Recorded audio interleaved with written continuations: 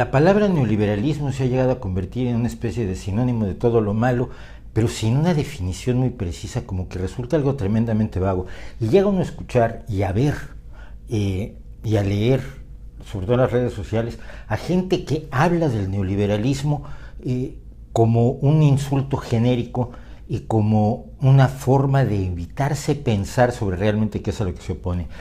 Se usa como sinónimo de fascismo, se usa como sinónimo de capitalismo, se usa como sinónimo de tú me caes mal, se usa como sinónimo de muchas cosas y no lo es. El neoliberalismo es una corriente de pensamiento clara, concreta, que tiene puntos de vista muy concretos, por los cuales quizás algunos creemos que es razonable oponerse al neoliberalismo, pero sin que ello implique todo lo que luego pretenden que implique algunas personas que lo usan, repito, sin darle ningún contenido, como insulto genérico. El neoliberalismo, que algunos llaman economía de libre mercado o capitalismo de libre mercado o capitalismo laissez-faire, que significa dejar hacer, es una forma de pensamiento no solo económico, sino político y social, que se desarrolla a partir de los años 30 y que adquiere fuerza en todo el mundo a partir de los años 70, 80, 90, sobre todo bajo la influencia de dos claros creyentes en el neoliberalismo, como son Ronald Reagan y Margaret Thatcher. ¿Qué significa neoliberalismo? ¿Significa capitalismo? No, hay varias formas de capitalismo. De hecho, el neoliberalismo se opone a una visión del capitalismo previa, en la teoría de Keynes, que no voy a entrar en ello, pero que fue un consenso que de alguna forma promovió el progreso económico de algunos países. ¿Qué es lo que pretende esta forma de ver la sociedad, la economía y la política? Pretende fundamentalmente que el Estado, el gobierno, no se involucre para nada o lo menos posible en la economía. ¿Quiere decir esto? Esto quiere decir, por ejemplo, que el Estado no debe imponer reglas o las mínimas reglas a la actividad económica. Y al quitar reglas significa quitar reglas de todo tipo, reglas medioambientales, por ejemplo. Prohibirle a las empresas que contaminen es algo que no debe hacer el gobierno o el Estado. Y hay que dejar muy claro que hablamos más de Estado que de gobierno, porque el Estado teóricamente, y sobre todo en una sociedad democrática, el Estado somos todos. Y todos nos damos una serie de regulaciones en todo lo que hacemos. La gente no puede cruzar los semáforos en rojo sin recibir una penalización, porque la ordenación de la vida social con reglas consensuadas entre todos, de preferencia a través de un parlamento o un congreso legislativo, que vaya generando leyes cada vez mejores y que se adapten mejor a las situaciones que van viviendo la sociedad, hemos encontrado que nos sirve. La libertad total para matar, para violar, para robar, para saltarse las reglas de tráfico, para operar a la gente sin tener título de médico, para construir puentes sin tener el título de ingeniero y demostrar que uno sabe lo que está haciendo, etcétera. Son reglas que no son ridículas, no le quitan libertad a la gente, sino garantizan la libertad de los demás. Garantizan que estés libre de las agresiones de quien pueda abusar de ti por su conocimiento, por su dinero, por su fuerza, etc. Pero el neoliberalismo plantea que las reglas deben aplicarse en todo menos en la economía. Ejemplo, las reglas laborales, la idea de que los trabajadores deben negociar preferentemente de manera colectiva ante sus patrones, porque un trabajador solo no es igual al patrón que lo está empleando, no hay una igualdad de circunstancias que permita decir que se está llevando a cabo una contratación entre iguales, ni siquiera cuando una sola persona, una empresa con una sola persona está contratando a otro, hay una asimetría entre el que necesita contratar a un trabajador y el trabajador que quiere ser contratado. Este puede elegir, este está esperando ser elegido. Desde ese momento esa asimetría debe ser compensada de alguna manera socialmente, o eso creemos muchos. Los neoliberales no, los neoliberales creen que no debe haber reglas laborales, ni de salarios mínimos, ni de salarios básicos, ni de seguridad en el empleo, ni de higiene, ni de esquemas laborales que defiendan la integridad del trabajador en su lugar de trabajo. Todo ello son, nos dicen, intervenciones ilegítimas del Estado en la economía, y lo que debe hacer el Estado es simple y sencillamente permitir que se desarrollen los acontecimientos económicos, y las leyes mágicas de la oferta y la demanda harán que los trabajadores no quieran ser empleados en una fábrica que los explota o donde la seguridad es tan mala que pierden brazos y piernas continuamente. Lo cual suena muy bonito, pero sabemos que no es cierto. Cuando hay hambre, la gente está dispuesta a jugarse la vida para darle de comer a sus hijos. Y creo que como sociedad tenemos la obligación de impedir que la gente se juegue y pierda la vida para darles de comer a sus hijos. La no intervención del Estado en la economía que propone el neoliberalismo se extiende también a los servicios que presta el Estado. La policía, los bomberos, las calles, la iluminación pública, las cárceles, los tribunales, todo ello, plantean, debería ser prestado, servicios prestados por instituciones privadas que los usuarios pagaran, pero que no fueran administrados por el Estado nuevamente, para que no intervenga en la economía. Esto ya se ha visto. En Estados Unidos se han privatizado cárceles con resultados verdaderamente aterradores, donde además lo que ocurre es que el gobierno les paga a las empresas que manejan las cárceles. Por lo tanto, además del gasto normal de operación de una cárcel, de una prisión, el gasto en guardias, el gasto en vigilancia, el gasto en alimentos de los presos, etcétera, etcétera, además el Estado paga la utilidad, el beneficio, el plus, la plusvalía que obtiene la empresa que presta el servicio.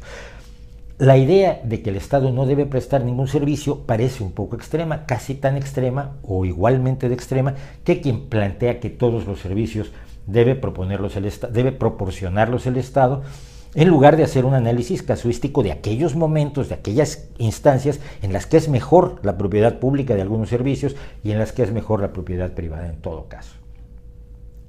Esto también implica que no se utilicen los impuestos para una red de protección social. La sanidad debe ser pagada por cada usuario y cada persona, según su enfermedad, debe pagar una cantidad determinada. Esto rompe con la idea del seguro social que pagamos entre todos y que por supuesto del cual se van a beneficiar más los que más enfermos están o los que sufren accidentes laborales, porque es una forma de protección colectiva que no se inventó ni siquiera con el capitalismo, existe desde los gremios en la Edad Media, incluso más atrás en los gremios chinos. Pero la idea es pues que esta red de protección social para los más necesitados debe ser sustituida por la caridad privada. En vez de una organización para luchar en contra de la discriminación, que organizaciones caritativas hagan la labor en contra de la discriminación, en contra del sexismo, en contra del bullying, en contra de todas aquellas cosas que consideramos que socialmente deben ser reguladas y en las que el Estado interviene, ya sea con dinero, con campañas, con instituciones concretas, como pueden ser los orfanatos o los lugares donde los niños que no tienen familia o que no pueden estar con su familia son atendidos y asistidos. Esto implica, por supuesto, lo que se conoce como la austeridad fiscal. La austeridad fiscal no es otra cosa que bajar los impuestos, sobre todo a los más ricos.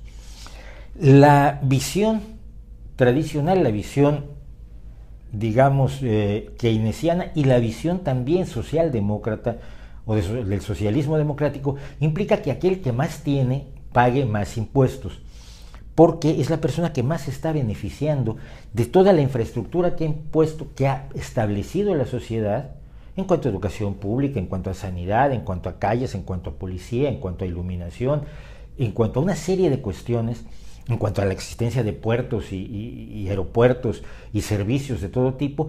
Quien mejor la aprovecha y gana más dinero, pues debe pagar una parte proporcional superior a la de aquel que no es beneficiado de manera tan clara por la sociedad. Y estos impuestos progresivos, es decir, donde progresivamente pagas más conforme más ganas, se utilizan para redistribuir la riqueza, impedir que los más pobres vivan en condiciones indignas, impedir que aquellos que no pueden pagarse la sanidad mueran de enfermedades perfectamente prevenibles o curables, etc. Es decir, se redistribuye la riqueza utilizando los impuestos y parece buena idea, pero a los neoliberales les parece una pésima idea.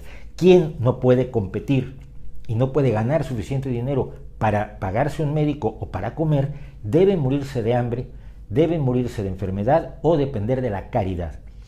La caridad es distinta de la solidaridad en la medida en que la caridad se hace de un poderoso a uno que está humillado, y la solidaridad se hace teóricamente entre iguales, donde todos los miembros del Estado, todos los miembros de una sociedad, cooperamos para que los menos privilegiados tengan unas condiciones de vida razonablemente dignas. Esto es algo contra lo que claramente lucha el neoliberalismo cuando pide la eterna reforma fiscal, como una forma de vender mejor su visión, que es una visión que solamente beneficia a los que ya tienen ciertas posibilidades económicas, a los que tienen un patrimonio, a los que tienen la posibilidad de resolver todas sus necesidades. El neoliberalismo se ampara muchas veces en la libertad. La libertad económica, que no es de sí mala, pero que se convierte en la única libertad aceptable en la sociedad que ellos pretenden diseñar. Quieren estar libres de ser responsables de las personas que sufren desempleo, quieren estar libres de los inmigrantes, quieren estar libres de la insistencia de las mujeres en tener derechos iguales que los hombres, quieren estar libres de los niños que necesitan una educación, que merecen una educación, que tienen derecho a una educación, pero cuyos padres no pueden pagarles la educación. Quieren estar libres de toda responsabilidad social, al tiempo que se benefician de toda la estructura social del Estado. Lo que plantea el neoliberalismo es, le llamaban en los años 80, 90, el capitalismo salvaje o el capitalismo cavernario. Un sistema en el que solo quien puede competir eficazmente tiene derecho incluso a la vida. Un sistema en el que dejamos de ser una sociedad interdependiente, como lo ha sido el ser humano desde los inicios de su historia, tal como la conocemos, incluso desde los inicios de su prehistoria, tal como nos lo cuenta la paleoantropología cuando nos relata las andanzas de grupos humanos grandes que se apoyaban entre sí, que unos suplían las carencias de otros para sobrevivir como sociedad, como clan, como tribu, como ciudad-estado, como país, como nación, como reino o actualmente como confederación de países. Dejar de ser esa sociedad para ser una colección de individuos enfrentados unos a otros. Somos una sociedad y como sociedad tenemos que resolver problemas. Hemos sobrevivido como sociedad, ni usted ni yo podemos sobrevivir solos. Todos dependemos del trabajo de otros, todos dependemos del esfuerzo de otros, todos dependemos de lo que saben otros, porque ninguno de nosotros lo puede saber todo. La interdependencia de nuestra sociedad con la gente con la que convivimos a diario, con nuestro barrio, con nuestra ciudad o pueblo, con nuestra región, con nuestro país, con nuestro mundo entero, nuestra interdependencia es tan estrecha que el neoliberalismo parece un intento por inventar un mundo en el que perdamos lo mejor que tenemos en aras de que los más ricos vivan todavía mejor de lo que viven. Eso es el neoliberalismo. Hay formas menos agresivas y menos cavernarias del capitalismo, hay formas del socialismo que plantean otras visiones, no forzosamente económicas, sino también sociales y políticas, pero no equivale neoliberalismo a ninguna otra cosa que no sea lo que hemos hablado. Echar al estado de la economía para que sean las fuerzas mágicas del mercado las que controlen la sociedad, y ellos nos dicen, como nos prometen, todos los que prometen utopías, todos los demagogos, todos los populistas, siempre te prometen el paraíso, siempre te prometen la sociedad perfecta, y para ellos la sociedad perfecta va a venir cuando no haya Estado y todos actuemos libremente unos contra otros. Unos contra otros porque la libertad solo económica, como la libertad solo en un aspecto, no es suficiente para darle vida real a una sociedad. Mucha gente solamente lucha por la libertad económica como otros luchan solo por la libertad política, o algunos dicen que basta con que tengas que comer y medicamentos para que te debas olvidar de tu libertad política y de tu libertad social, de tu libertad de expresión, de tu libertad de cambiar de gobierno. La sociedad es demasiado compleja para darle soluciones simples. Y es lo suficientemente compleja como para que ya nos hubiéramos dado cuenta de que la sociedad perfecta no existe. Es una utopía, efectivamente, es una fantasía, y nadie que haya diseñado sus teorías políticas y su pensamiento social en un sillón tiene el secreto de cómo hacernos felices a todos. La única forma en que avanzamos es como hemos avanzado hasta ahora, siempre. 2 pasos para adelante, 1 paso para atrás, equivocándonos, corrigiendo, cayendo, levantándonos, mejorando un poco ciertas cosas, pero sin poder dar la solución perfecta absolutamente a todo, paso a paso, y tratando de que avance toda la sociedad en su conjunto y no favoreciendo solamente a un sector, a un grupo, a una comunidad, a una parte de la sociedad.